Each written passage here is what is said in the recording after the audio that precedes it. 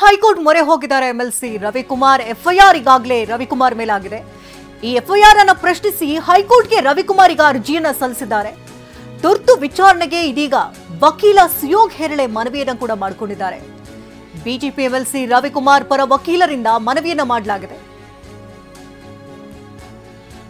ಮಧ್ಯಾಹ್ನ 2:30 ನಂತರ ವಿಚಾರಣೆಗೆ ಹೈಕೋರ್ಟ್ ಒಪ್ಪಿಗೆ ಕೂಡ ಸೂಚಿಸಿದೆ. ಸಿಎಸ್ ವಿರುದ್ಧ ಆಕ್ಷೇಪಾರ್ಹ ಪದ ಬಳಕೆಗೆ ಎಫ್ಐಆರ್ ಅನ್ನ ದಾಖಲಾಗಿದೆ. ವಿಧಾನಸೌಧದ ಠಾಣೆಯಲ್ಲಿ ಎಫ್ಐಆರ್ ದಾಖಲಾಗಿದೆ. ಕೈ ಮೇಲೆ ಎತ್ತುತ್ತಾ ಇದ್ದಾರೆ.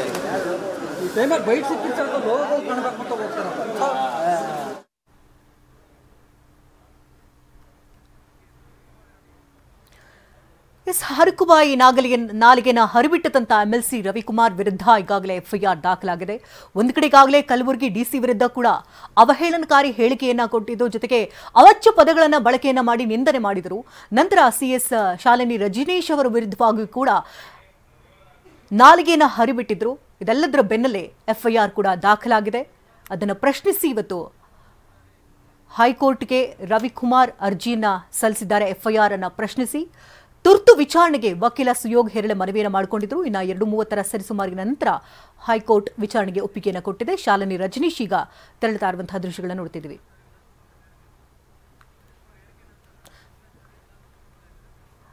ರವಿಕುಮಾರ್ ಹೇಳಿಕೆಯ ನಂತರ ಇದೀಗ ವಿಧಾನಸೌಧಕ್ಕೆ ಆಗಮಿಸ್ತಾ ಇದ್ದಾರೆ.